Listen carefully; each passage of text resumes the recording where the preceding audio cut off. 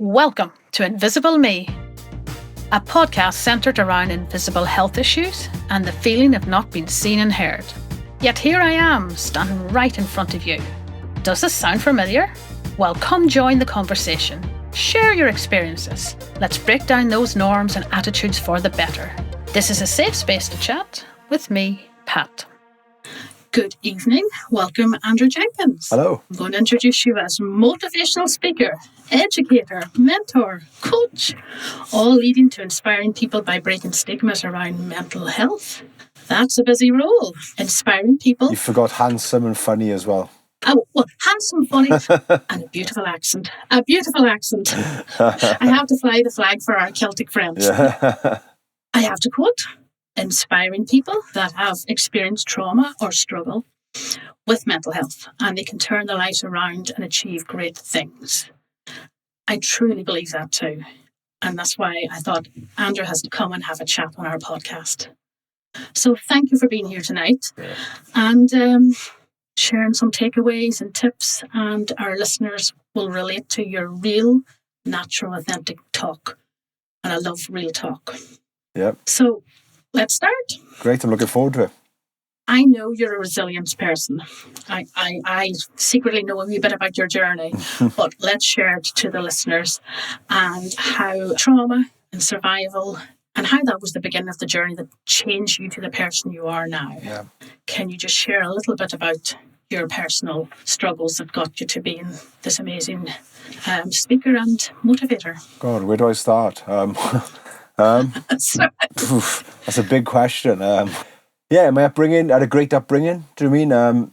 It's a traditional Welsh family, I suppose. Born into a hard-working mother and father. Traditional old-fashioned values and beliefs. And I got 3 brothers, 2 older brothers, 1 younger brother. And obviously the way my parents showed their love to me was a roof over my head, clothes on my back and food on the table.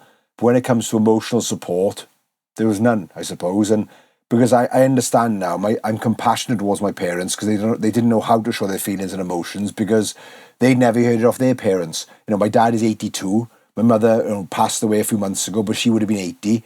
So, they never heard it off their parents. So how can they express it to their children? So, they come from an era, do you know what I mean, where, it's this old school generation, I suppose. I was brought up like that. I was brought up, like lots of boys especially, don't show feelings and emotions, suppress your feelings and emotions. And, if you fall over, don't cry. Babies cry. Don't be a girl, stiff upper lip. So you're told from a very young age, lots of men get told from a very young age to suppress their feelings and emotions because it's not a macho masculine thing to do to express feelings and emotions. But the problem is then... That's the scary part, Andrew. People don't talk. And that's the problem then. And if you did talk, it was brushed under the carpet and don't let the neighbours hear about it. Men just didn't talk, I suppose. Men didn't talk. And the men I was around, I suppose, I was in a rugby club at 5 years of age. I was in a gym. All right. I've been a close protection, bodyguard, security, doorman. So I was around, I grew up in a toxic masculinity environment, not just in my household, but like I said, in the places I used to bother in and the boys I used to bother with were them type of people. And, the 4 measures how I thought how to be a real man growing up, how I measured myself was, how many fights I'd had, how much I could bench press in the gym, how many pints I could drink, and how many girls I'd been out with. And that was the way I measured myself as a real man or not. Yeah. If I drank 20 pints, you're cool. If I drank 2 pints, you were called a name. Like if you slept with 100 girls, he was hard. If you slept with 1 girl, you were called a name. So, and that's the measure. Yeah. There was nothing about feelings and emotions spoken about because we didn't show feelings and emotions, and it wasn't a strong thing to do. So I suppressed my feelings and emotions for years. Mm-hmm. You had to go with the flow. That's what other lads were doing, and we learn by the company we keep with. It's learned behaviour, and as you said, it's what you've grown up with and what always has been there. And you and many others.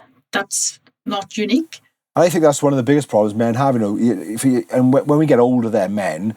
When we're 20, 30, 40, we can't express our feelings and emotions, and that comes out in anger or frustration then because we don't know how to express ourselves. So, it's just being compassionate towards people. It's getting better. I think the tide is turning and the direction's changing, but it's going to take a long, long time, I think, and it needs people like me to try and break all the stigmas that are out there around, open up and talking makes you weak, but it doesn't. It actually makes you braver and stronger. It actually takes a lot of courage.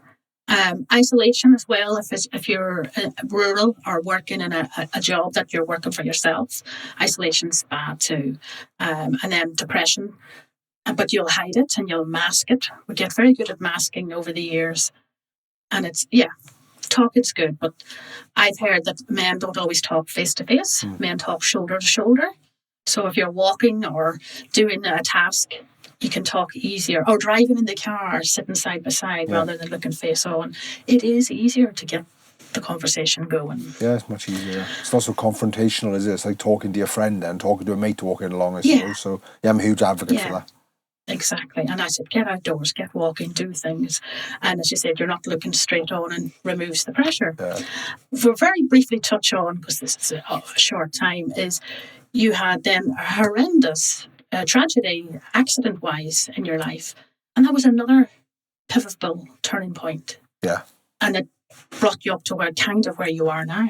Yeah, so basically on the 20th of August 1999, I was involved in a very serious road traffic accident where I was driving my car. I hit a curb on the left-hand side and flipped the car onto the right-hand side. I went through the driver's side window, the driver's door. So my legs were under the footwell, under the steering wheel, and my top half was outside the car. So my arm, as you can see, I got a scar on my arm. Oh, yes. And my head was dragged along the floor for a couple of hundred yards. So when the car stopped sliding, it landed on top of me. So I took the top of my head off completely. I scalped myself. So I had no hair, no skin, nothing on top of my head. And I had a big hole in my skull. And are you real? Are you a robot in there? Yeah. I got metal plates. How you're alive and survived that. That's just also a sign of your strength. You're a strong man. Yeah, maybe. Yeah, I trained very hard from the age of 5. I suppose I was training in gym, so I worked hard on my physical health, and so that I think that saved my life really. But I think there's something bigger than that that saved my life, and it's a bit spiritual, I suppose. But I think I'm on this planet for a reason. I think that was that accident was always meant to happen to me, and it was meant to happen so I could change direction in my life and help inspire the people and save other people's lives now, which is what I'm doing now. You are doing by the hundreds and thousands. I've seen the filled rooms. I've seen the photographic evidence as well. Phenomenal. I feel that there's physical health. So hospital care, the actual physio, the PT, the family behind you, loved ones, all of that. There's that physical, visual that you can see help. But there's also the invisible broken part. And that's our minds and our thoughts and our struggles and those demons. Even though you've somehow found the spirit and the drive, I will recover, I will get better, I will move forward. But there had to be darker days, or maybe not. But people listening as well will have that battle. But as I said, we put on our mask and we go out and face the world. But not everybody has that determination. Some people do give up. So you have little words like show up as your authentic self. And basically telling people, guiding people by being you, and no airs and graces, just being a real person. And I think humanising conversation's a great start. Well, there was lots of dark days, and after my accident, I was in a coma for 4 weeks in intensive care. Oh wow! When I was in my coma, my family were told from the scans they'd done on me, I had severe brain damage because there's shadows on my brain, which means dead tissue. So they said if I wake up, I'm more than likely not going to recognise my family, not walk, talk, use my arms and legs ever again. So I woke up after 4 weeks being in a coma. I didn't know where I was, what had happened. It was really scary. And the doctors came around then I think it was about 4 or 5 days later, and said to me, you're never ever going to walk again. And my first response was, I guarantee I'll walk out of this hospital. And he said, you won't. And I said, I guarantee you I will. And I did. It took me about 2 weeks to walk again. So my physical injuries were awful, but my biggest battle was mental health, unbeknown to me, because 26 years ago, nobody really spoke about it. And in my family, we certainly didn't speak about feelings and emotions. So after my accident, they offered me counselling or therapy, but I refused it because I was a 21-year-old invincible, macho, kid. Yes. And I thought I was going to see somebody in a white coat who's going to judge me, psychoanalyse me, and look down their nose at me. So I refused counselling. So I'm not seeing that. I couldn't talk to a counsellor because I didn't want to, and I couldn't speak to my family because we didn't talk about things like that. So, like you just said, I wore a mask for years and years and years. Yeah. I go off to work every day with a big smile on my face. Yeah. I had a good job, good body, good house, good job. But behind closed doors, I hated myself. I hated what I saw in the mirror. I couldn't accept my life. I wish I was dead. I wish I wasn't here anymore. And there were some dark days. And I never tried to take my own life, but there were some real bad days and what saved my life, and I don't recommend listeners doing this. My son being born, he saved my life. Yes. I don't recommend people going out and having children if they're struggling with their mental health, but he gave me a purpose in life again. So 2 years after my accident, my son was born. So he gave me a purpose in life. So he never saw these dark days. My family never saw these dark days. I hid it from everybody. But when I dragged myself out of bed every day to be a good father and a good role model to my son, like my dad was to me, and if he wasn't born, I don't know where I'd be, to be honest, because it was some dark days up until that point. I'm glad you told me that, because I was just about to ask you.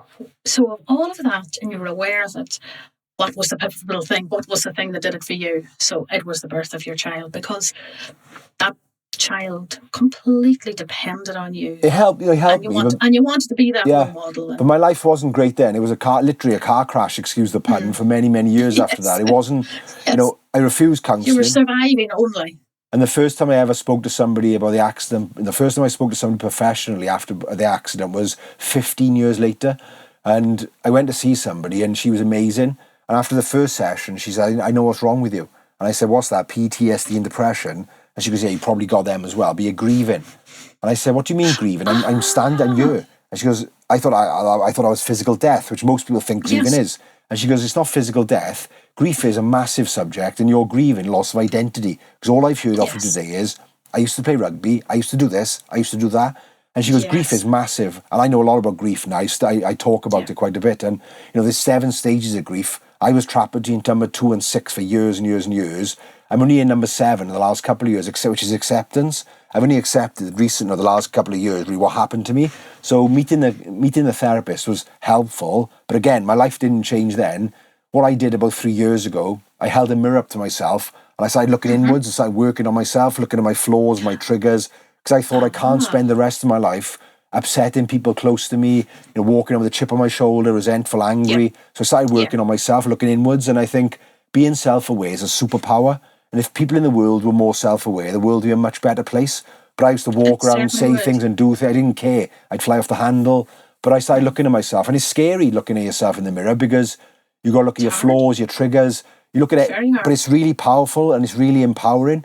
So then, I started working on myself. But one of the biggest, things for me, where I started this journey, I tracked the man down who saved my life. The professor operated on me the night of my accident. And I went to see him about 2.5 years ago. And I walked into his office where he is and he said, you're a miracle. You should be dead. You should have died on so many occasions. I can't believe how big and strong you are. It's incredible. We called you a miracle patient in hospital. And to hear it from the horse's mouth, it made me really think, well, I knew I was close. So I knew how bad I was. But until I heard it from him, really, it didn't really sink in because this man is really well respected, not just in Wales, but in the UK in medicine. Yeah, national. Professor Lang, his name is. He advises the government. He advises lots of people. So to hear it from his mouth, I thought, I can either walk around for the next 30, 40, 50 odd years with a chip on my shoulder, being like I am, or I can use my trauma for good. My trauma my trauma run my life, I think, for 24 years. But now I'm taking hold of my trauma and I'm using my trauma for good to help inspire other people. You are. You truly are.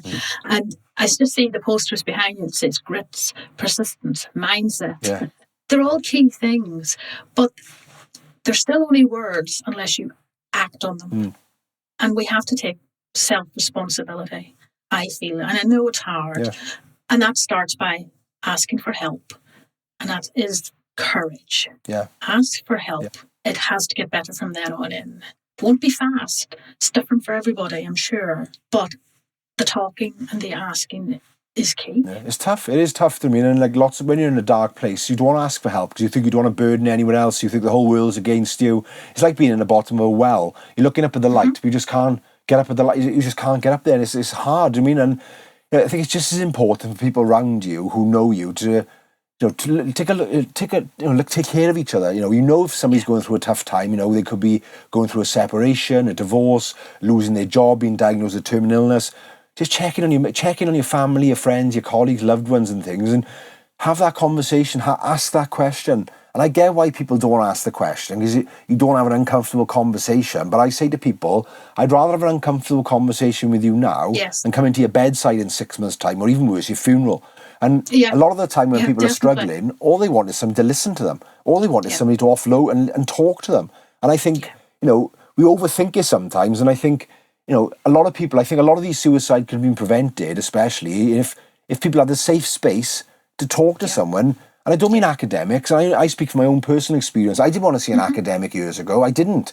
And lots of people I'm speaking to. Well, you feel it's patronising anyway. Yeah. You feel like you're on different levels. It's not a balanced playground. So. And they treat you like a number, like a KPI. They don't treat you like human beings. And I think we've gone away from connection as a species, and we've gone away from treating each other as a human being. Human beings, we love connect. We're built for connection. If we look back thousands, we're built for connection, and we've gone so far away. When you go to a doctor's surgery, or most of them now, they talk to you like a robot, and they treat you not like a human being. So I get hundreds of messages of people who've going through different traumas, experiences, saying, can I talk to you? And I say, look, I'm not a qualified counsellor or a medical professional. And they say, I don't care. I want to speak to somebody who's relatable, who's been through something and come out the other side.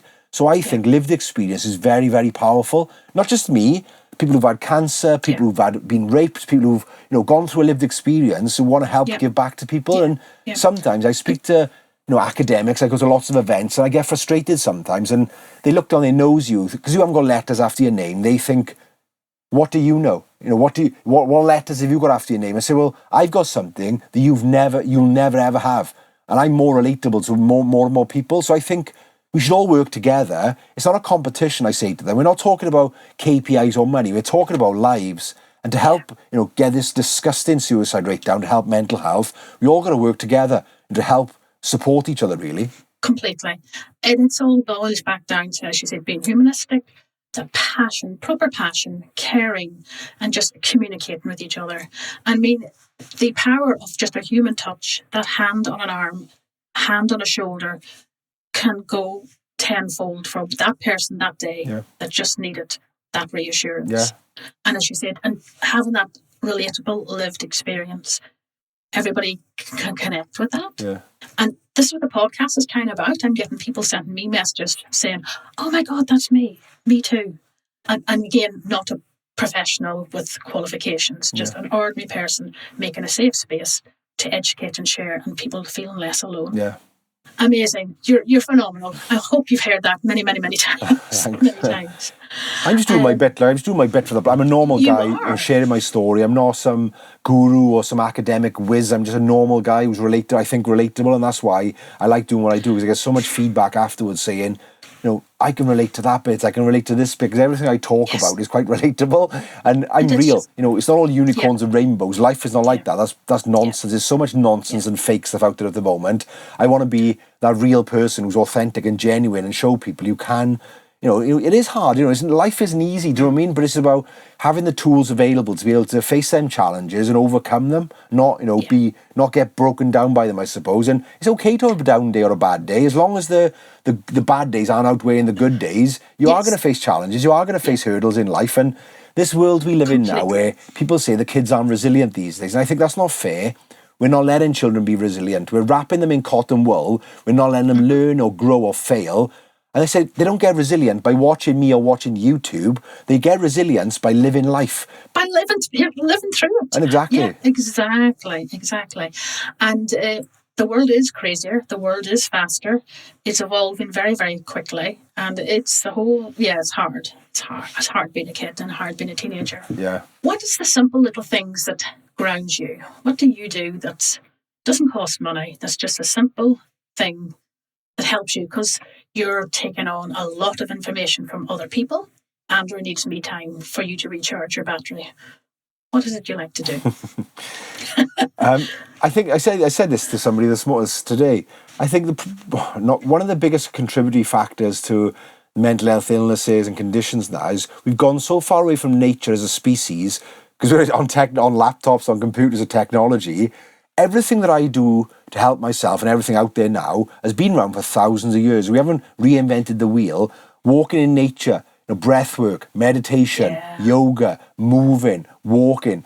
None of these, it's not, I don't do anything that's rocket science that anybody can do what I do, to be honest with you. But I love getting outside in the fresh air, getting some serotonin, vitamin D on your face, getting the endorphins in your body, the dopamine. So.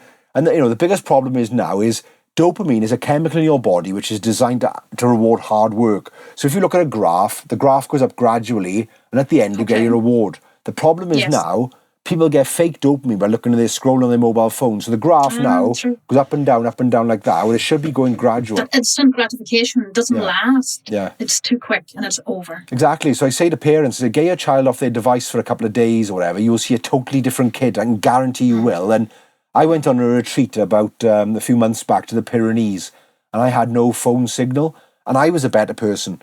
You know, what are you doing on social media? You're only comparing yourself to somebody's best bits of their life. You're looking at 2% of the world's population, and you're feeling worse and worse about yourself because you think everybody's got a Lamborghini, everybody's got a six-pack, everybody's got a swimming pool on a suit on their mansion.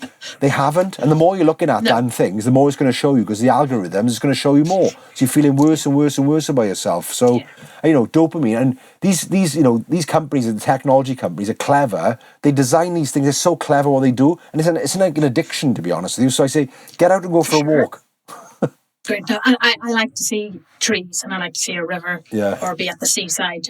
Yeah, definitely. And people talk about others and saying, oh, they're a bit cuckoo, they're a bit bonkers. When somebody says, I take my shoes off and I walk on my bare feet in the grass. There's science behind it. It's not gibberish. There's science back behind it. Literally, when they say grounding yourself, you're touching the ground, you're grounding yourself. It's kind of self-explanatory. Yeah. And it's healing. It's wonderful. But you're actually being mindful without knowing you are. You're just taking a moment. Well, in Japan, they prescribe going walking in forests or forest bathing for depression. So rather than this country where we just give you somebody pills, which is no help whatsoever, you just paper in the cracks, you're not getting to the root cause of the problem. You know, in this country, we're so reactive and not really proactive. When somebody tries to take their own life, we'll help them. When somebody's obese, we'll give them an injection. So I'm a firm believer in prevention's better than cure. Give people the tools or the ammunition months or years before to stop it getting that far. So, you know, walking in forests, they give off a chemical. The trees give off a chemical which helps reduce anxiety, depression, stress. It's not me talking gibberish. It's the scientists telling you that. And, you know, putting your feet on the ground, like you said, you've got positive and negative, and it helps to, like, say, ground you. Like you plug, you know, electrical devices got earth. Every plug has got an earth, and we are just made up of electricity. So, you know, you need to ground yourself from time to time. So these are evidence based things. Completely so. I would be remiss of me if I just didn't highlight your other little celebrity moment of being on the BBC in that Traitors TV show. Yeah. Can I just assume, and correct me if I'm wrong, while you were in the show, and fantastic it was, your resilience, your grit, your people observations, your world observations, I think those skills were on autopilot. They're already there with you, and you used them within the show. Yeah, well, my resilience, mindset and resilience, because I was I'm in a good place the last couple of years, 2 or 3 years, I think. And I went in there, and it's just a game at the end of the day. I know it's an intense game, and, you know, and I know the people who love me outside that love me in real life. They know exactly what I'm like as a person. I'm not lying and manipulative. I'm not really a traitor. But, like, you know, you can get carried away in the game. But I kept my feet firmly on the ground when I was in the castle, because I know it's just a game, and I know I got a life outside the castle. When I leave that castle, my family and friends, if I come first, second, ninth, 10th, or voted off first, my family are not going to think anything less of me. They love me exactly the same. Whereas the problem is these days, especially with children, people attach their value as a human being to their achievements, the material things in life. And I did that myself growing up. So I attached my value to playing rugby. So when I couldn't play rugby anymore at 21 after my accident, I lost my identity. I really struggled with that. But I talk about this to children in schools now. I talk in businesses, like saying your value is your value. Regardless if you have an A grade or an E grade, regardless if you've got a mansion, it doesn't make a difference. You're still a valuable, important human being. And don't ever lose sight of that. You know, all you got to be able to do is try your best in life, but you're still an incredible human being, regardless what trainers you're wearing, regardless how big your house is. But, like, don't attach your value to your material things in life or your achievements in life. Amazing. Thank you. There's just so much and so many layers, but it's honest, plain talking, and it's common sense. Yeah. But it is laughable. I think common sense is not very common. I say it all the time. Yeah. I'm going to leave it at that. I'm sure we'll have a round 2 later in the year. I could talk to you for hours. I got so much I could say. That would be amazing. We just scratched the surface today. There's so much more. We have so many layers. And I'm relating to you myself. I'm going, me too. And when you spoke about grief, I spoke about it in a pain group. We run a pain group in my hometown. And people living with chronic pain all the time. And I am one. And grief was the subject. And people are going, huh? And they associate it with bereavement of death of a person. And I'm going, no. You're grieving for the person you were before that illness, before this thing happened to you. And I have anger, and my anger is people say, oh, Pat, you're so friendly and warm, and people think you're lovely, and I can't see you as an angry person. And I'm going, no, I'm angry inside, and I have to sort this out. And I'm going to take on board some of the things you said. Yeah. So I'm grieving that loss. Yes, of course. So grief's very powerful. Getting to acceptance really, really be really powerful. I mean, holding on to anger is not a great thing. Anything, anger, if resentfulness, if you're angry at a person, your ex-partner might have cheated on you, you got to let it go. And it's like drinking poison and expecting the other person to die, I think the saying is. And it's true. I know it's hard to let go, but I've read some amazing books over the last 2 years and about sitting with them, and what happens when you have an uncomfortable feeling. Normally people will try and push it away because it's not nice, but what we got to do is lean into it, whether that's upset, hurt, anger. Find out what's causing that, lean into it and try and solve it. Otherwise, if you just push it away, it'll keep on coming back and biting you on the backside every week, couple of weeks, couple of months. It'll still stay in your body, it'll lock away in your body until you actually deal with it. So all we have to do, it's uncomfortable, but all we have to do is lean into that uncomfortable feeling, find out why you're thinking like that. When I get triggered, for example, I thank the person for triggering me, because all they've done is identify something in me that needs working on. So if somebody upsets me or triggers me, there's something inside you that needs working on. So it's not their fault. It made you react to that feeling. So what I try and do is respond instead of reacting. I try, if a stimulus happens, I used to fly off the handle, the red mist comes down, I'd say and do things. But what I try and do now, I leave a gap as long as possible between the stimulus, and then I go back and respond like an adult rather than reacting. Because when you react, it's normally not a good thing. You say and do things off, you react on emotions and feelings rather than basing on logic and evidence. So try and, if something happens, try and leave that gap as long as you can before you actually respond to that. But even if you've got to walk away for an hour, whatever, and then go back, because your logical human brain kicks in then, and you can go back and respond like a grown-up, like an adult. Love that. So my closing words, everybody, is lean in. Take the uncomfortable and keep talking. Keep talking. Thank you, Andrew. Thank you for your time. I really, really enjoyed talking to you. Me too. Like I said, we will chat again. Thanks, Pat.